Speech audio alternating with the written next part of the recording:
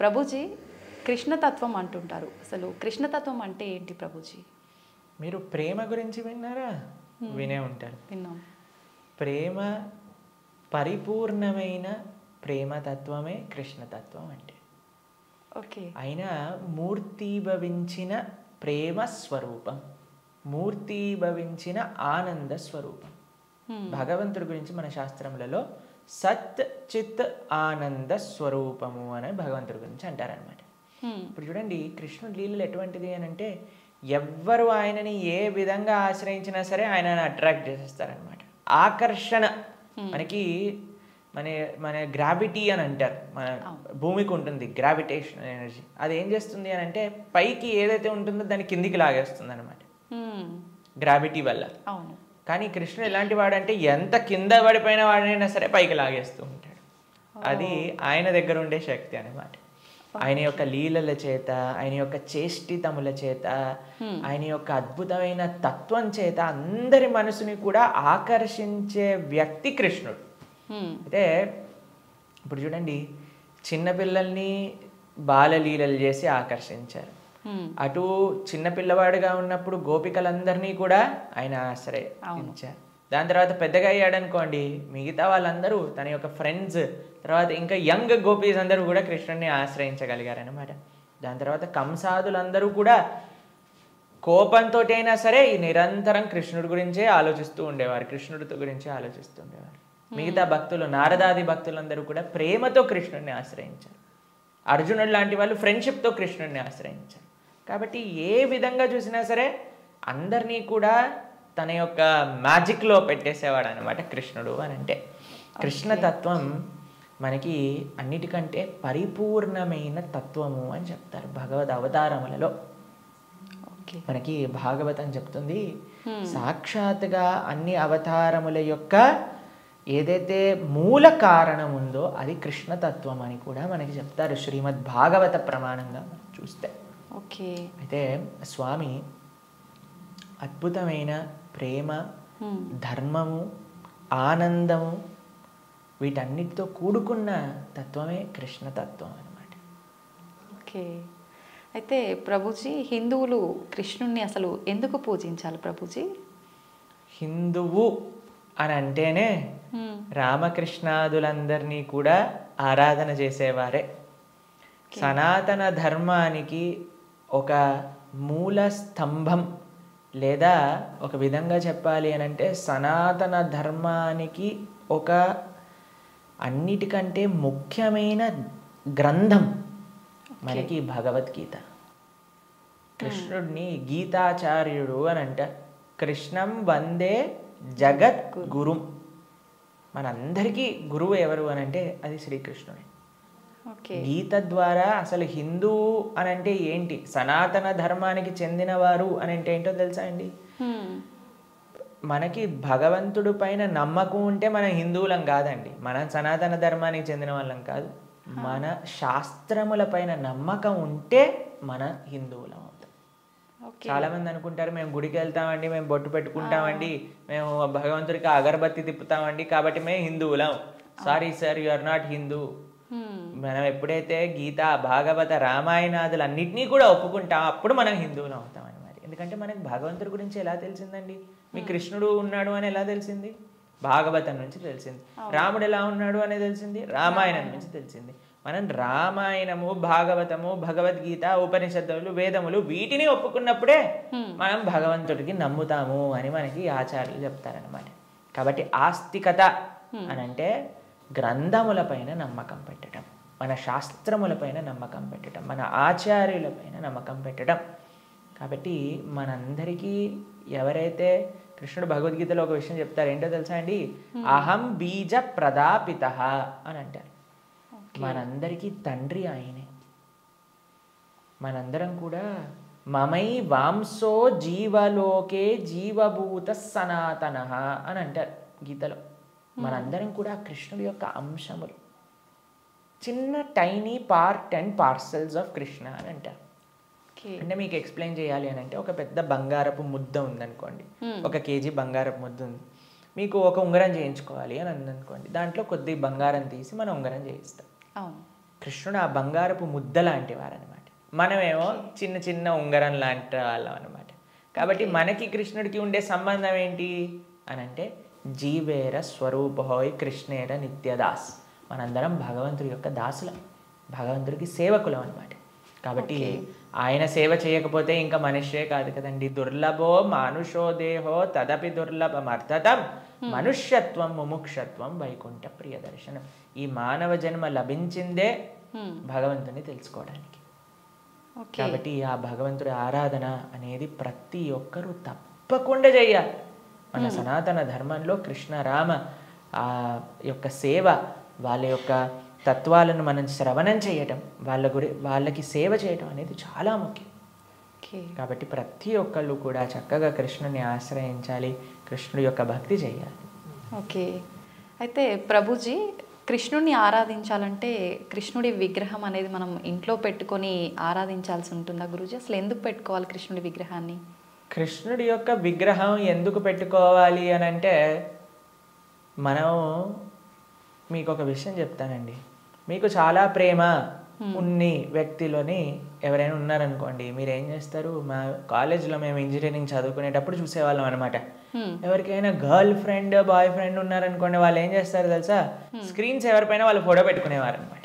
అదే అడుగునే, అరే వీళ్ళెవరు అంటే, వీళ్ళు నా గర్ల్ ఫ్రెండ్, వీళ్ళ బాయ్ ఫ్రెండ్ అని చెప్తూ ఉండేవారు. తర్వాత మేము ఎప్పుడైనా వాళ్ళకి రూమ్కి వెళ్ళాం అనుకోండి, రూమ్లో కూడా వాళ్ళ ఫోటోలు ఉండేవి. దాని తర్వాత ఎక్కడ పర్సులో చూసానుకో, పర్సులో కూడా వాళ్ళ ఫోటో ఉండే. మనం ఎవరినైతే ప్రేమిస్తామో వాళ్ళ యొక్క చిహ్నాలతో మన అందరినీ నింపేసుకుంటూ ఉంటాం కదండి. అవును ప్రభుజీ. కాబట్టి మనం భగవంతుణ్ణి ప్రేమిస్తున్నాము అన్నప్పుడు భగవంతుడి యొక్క అవే మన దగ్గర ఉండాలన్నమాట. ఇప్పుడు చూడండి, మేము స్వామి ఆరాధకులం. మా స్క్రీన్ సేవర్లో చూడండి, మీకు కృష్ణుడు కనిపిస్తాడు, పార్థసారథి. ఇక్కడ లోపల తీసిన మా ఆచార్యులు కనిపిస్తారు. కాబట్టి ఎక్కడ ఉన్నా సరే కృష్ణుడితో మనం నింపేసుకుంటాం అనమాట. కృష్ణుడు మనకి ఎల్లప్పుడూ గుర్తుండాలి. చాలామంది అంటారు, ప్రభుజీ మాకు కృష్ణుడు గుర్తు రావాలి, రోజంతా మేము కృష్ణ స్మరణలో ఉండాలి అని అంటే భగవంతుడి యొక్క నామం జపం చేయటం, భగవంతుడిని ఆరాధన చేయటం అనేది చాలా ముఖ్యం. ఓకే. కాబట్టి ప్రతి ఒక్కళ్ళు చాలామంది భయపడిపోతూ ఉంటారు, ప్రభుజీ ఇంట్లో విగ్రహం పెడితే ఆయనకి 3 పూట్ల నైవేద్యం పెట్టాలా అంటే, మరి స్వామి మనకి తినడానికి తిండి ఇచ్చింది, మీకు శరీరం ఇచ్చింది, పీల్చడానికి గాలి ఇచ్చింది, చూడడానికి కన్నులు ఇచ్చింది, శక్తినిచ్చింది, మనసునిచ్చింది ఏమో ఆయనకు పెట్టడానికి మనకి పెద్ద బాధ.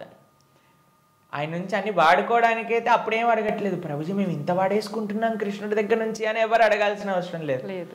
కానీ కృష్ణుడికి ఇచ్చేటప్పుడు మాత్రం 3 పూటలా పెట్టాలా అండి నైవేద్యము అని అడుగుతారు. నిజంగా అలా పెడితేనే కృష్ణ పరమాత్ముడు మనందరినీ అనుగ్రహిస్తాడా ప్రభుజీ? మీరు ఒక్క విషయం చెప్తానండి. మీ ఇంటికి ఒక గెస్ట్ని తీసుకొచ్చారు, ప్రభుజీ గెస్ట్కి 3 పూట్ల పెడితేనేనా అండి ఆయన పట్ల ప్రేమ ఉన్నట్టు? ఆయన ఉపవాసం ఉంటే నాకేముందండి, ఆయన వచ్చి అక్కడ ఉన్నాడు, ఆయనంతా ఆయన ఉంటాడు, ఆయనకి ఏదైనా ఆకలేస్తూ వండుకొని తినమనండి అని అంటారండి గెస్ట్ని ఎవరినైనా? లేదు ప్రభుజీ. రాగానే మీరు ఇప్పుడు నేను రాగానే నన్ను టీ తాగుతారా కాఫీ తాగుతారా అని అడిగారా? అవును ప్రభుజీ. మరి అడగకుండా పర్వాలేదులే ఈయన వచ్చాడు కదా, ఈయన ఇష్టం ఉన్నట్టు ఈయనని కూర్చొని ఈయననే మైక్ సెట్టింగ్ చేసుకొని ఈయననే షూటింగ్ చేసుకొని వెళ్ళిపోని ఇవ్వండి అంటారా? లేదు ప్రభుజీ. కాబట్టి మనం ప్రేమతో భగవంతుని పిలిచినప్పుడు, భగవంతుడు వచ్చినప్పుడు ఆయనకి సేవ చేసే బాధ్యత కదండి మనకి. అవును. ఆయనకేం కావాలని కాదు, కానీ మనకు ఆయన పట్ల ఉండే ప్రేమను వ్యక్త చేసుకోవడానికి మనం సేవ చేసుకోవాలి. ఇప్పుడు ఆయనకి రావాల్సిన అవసరం ఏముందండి? మీరు ఇందాక అన్నారు, ప్రభుజీ మీరు వచ్చినందుకు చాలా సంతోషమైంది అని. కాబట్టి మనలాంటి ఏదో చిన్న వ్యక్తి ఒకళ్ళ దగ్గరికి వెళ్తేనే మనం సంతోషపడుతున్నామే, అఖిలాండ కోటి బ్రహ్మాండ నాయకుడు మన ఇంటికి వచ్చాడు ఒక విగ్రహ రూపంలో మన సేవ స్వీకరించడానికి అని అంటే ఎంత ఆనందంతో మనం స్వామిని స్వీకరించాలి చెప్పండి, ఎంత విశేషంగా స్వామిని ప్రేమించాలి చెప్పండి. అవును ప్రభుజీ. మన ఇంట్లో భగవంతుడు అంటే ఒక వ్యక్తి, ఆయన మన దగ్గరికి వచ్చారు, మనం పిలిచి నమ్మకంతో వస్తే అక్కడ ఉంటాడు. కృష్ణ అనగానే స్వామి అక్కడ ఉన్నారు. ఇప్పుడు మనం ఏం చేస్తాం? భగవంతుడి యొక్క పూజ అంటే పెద్ద ఏదో వీళ్ళు అనుకుంటారు ఒక ఎక్స్ట్రా బాధ్యత మా తలపైన వేసేస్తారని. కాదండి, ఈజీ. ఇప్పుడు నేను వచ్చాక మీరేమన్నారు? రండి కూర్చోండి, నీళ్లు తాగుతారా, ఏదన్నా తీసుకుంటారా, అంతే భగవంతుడి ఆరాధన. స్వామి వచ్చావా, తర్వాత కూర్చోబెట్టడం, ఆసనం సమర్పణ చేయటం, తర్వాత అర్ఘ్య పాద్య ఆచమనీయాలు ఇవ్వటం, తర్వాత మీరు ఇంటికి గెస్ట్ వచ్చారనుకోండి, అయ్యా వాష్రూమ్ యూస్ చేస్తారా, స్నానం చేసి రండి, ఫ్రెష్ అప్ అవ్వండి అంటారు కదా. స్వామికి స్నానం చేయించటం, దాని తర్వాత ఏం చేస్తారు, చక్కగా వస్త్రాలు ఇస్తారు, టవల్ ఇస్తారు, చూసుకోవడానికి వస్త్రాలు వేస్తారు. అయ్యా హాయిగా కూర్చోండి, మీకు భోజనం తయారు చేసి వచ్చాం, చక్కగా రండి, టిఫిన్ చేయండి, భోజనం చేయండి అని చెప్తాం. భగవంతుడికి నైవేద్యం పెట్టడం, అంతే పూజ అంటే. ఇంట్లో కంగారు పడిపోయి అయ్యా మా ఇంట్లో కృష్ణుని తెచ్చుకుంటే మేము ఏమేం చెయ్యాలి, మా సమయం అంతా పోతుందా. ఎంత చేశామని కృష్ణుడు చూడడు, ప్రేమతో చేశామా లేదా. పత్రం పుష్పం ఫలం తోయం యోమే భక్తా ప్రయచ్చతి. భక్తితో కానీ మనం పెడితే అది స్వామి తప్పకుండా స్వీకరిస్తారు. కానీ పెట్టాలి. చాలామంది విగ్రహాన్ని తెచ్చుకొని పూజ చేయాలన్నమాట. అలా ఉండకూడదు. మనం స్వామిని తెచ్చుకున్నప్పుడు మంచిగా ఆరాధన చేయాలి, ప్రేమతో పూజ చేయాలి. మా భక్తుల ఇంట్లలో మేము చూస్తామండి, ఎంత సుందరమైన శ్రీ విగ్రహాలంటే. ఫర్ ఎగ్జాంపుల్ మీకు ఒక విషయం చెప్తాను. మేము ఆదిలాబాద్ వెళ్తాం అప్పుడప్పుడు. అక్కడ గిరివర్ ప్రభు లక్ష్మీలీల మాతాజీ అని డివోటీస్ వాళ్ళ ఇంట్లో విగ్రహాలు ఉన్నాయి. వాళ్ళు ఎంత బాగా చేస్తారు, ప్రొద్దున పూట లేవంగానే స్వామికి చక్కగా వాళ్ళు ఉయ్యాల్లో పడుకోబెడతారనమాట రాత్రిపూట. అయితే పడుకునే ముందు ఏం చేస్తారో తెలుసా అండి, వాళ్ళు చక్కగా కాళ్ళు ఒత్తుతారు స్వామికి. కాళ్ళు ఒత్తి చేతులకి మాలిష్ చేసి తర్వాత పడుకోబెడతారు. అన్ని అలంకరణలు తీసేసి నైట్ డ్రెస్ వేసినట్టుగా పడుకోబెడతారు. పడుకొని ఇప్పుడు చలికాలం అనుకోండి, ఒక చక్కటి రజాయి షాల్ కూడా కలిపి పెడతారనమాట. ప్రొద్దున పూట లేస్తారు. లేపాక చిన్నపిల్లవాడిని ఎలా మనం కూర్చోబెట్టి ఆయనను రెడీ చేసి ఎలా అయితే చేస్తామో అలా కూర్చోబెట్టి స్వామికి అలంకరణ చేసి, పిల్లలందరూ వాళ్ళ ఇంట్లో 3 పిల్లలు ఉన్నారనమాట. 3 పిల్లలు వచ్చి భగవంతుడికి ఆరతి చేస్తారు. అమ్మ నాన్న అందరూ ఇంటిల్లిపాది భగవంతుడి యొక్క సేవ చేసుకుంటారు. మీకు ఒక విషయం చెప్తా, a family that praise together stays together. మనం అన్నీ చేస్తామండి. ఇంటిల్లిపాది అందరిని తీసుకొని సినిమాకి వెళ్ళొచ్చు, ఇంటిల్లిపాది అందరిని తీసుకొని హోటల్కి వెళ్ళొచ్చు, ఇంటిల్లిపాది అందరిని తీసుకొని పార్క్కి వెళ్ళొచ్చు. అయినా సరే మాకు ఫోన్ చేసి చెప్తున్నాను, ప్రభుజీ మా ఇంట్లో ఎవరు మమ్మల్ని అండర్స్టాండ్, పిల్లలు మాటినట్లేదు ప్రభుజీ, ఈయన గారు మాటినట్లేదు ప్రభుజీ, ఆవిడ మాటినట్లేదు ప్రభుజీ, తలనొప్పి వస్తుంది ప్రభుజీ. నేనంటే అమ్మ మీరు సినిమాకి తీసుకెళ్తున్నారు, సీరియల్ చూపిస్తున్నారు, పార్క్కి తీసుకెళ్తున్నారు, రెస్టారెంట్కి తీసుకెళ్తున్నారు, ఎప్పుడైనా మీరు నలుగురు కలిసి ఒకటేసారి భగవంతుడికి పూజ చేశారా? నలుగురు కలిసి నియమంగా ప్రతి వారం మేము గుడికి వెళ్తామండి, ప్రతి వారం మేము గోసేవ చేయడానికి వెళ్తామండి అని ఎవరైనా చేస్తున్నారా అంటే, లేదండి మా ఆయన గారు గుడికి రాదండి, నేను ఒక్కనే వెళ్తానండి, మా ఆవిడ గారు పూజ చేయరండి, నేను ఒక్కనే పూజ చేస్తానండి, మా పిల్లలు ఆడుకోవడానికి వెళ్తారు. ఏవైతే చేయకూడదో అన్ని నలుగురు కలిసి చేస్తున్నారు, ఏదైతే పని చేయాలో కలిసి చేయట్లేదు కదా. మేము అన్నాం వాళ్ళకి, ఒక నెల రోజులు కలిసి మీరు ఆలయానికి వెళ్ళండి, నెల రోజులు కలిసి గోశాలకు వెళ్ళి గోసేవ చేయండి, ఒక నెల రోజులు కలిసి ఒక 5 నిమిషాలైనా సరే భగవంతుడు ముందు ప్రార్థన చేయండి అంటే, నెల రోజుల తర్వాత మాకు ఫోన్ చేశారు.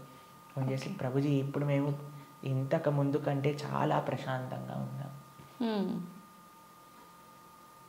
ఇంతకు ముందు కంటే చాలా మార్పు మా జీవితాల్లో వచ్చింది.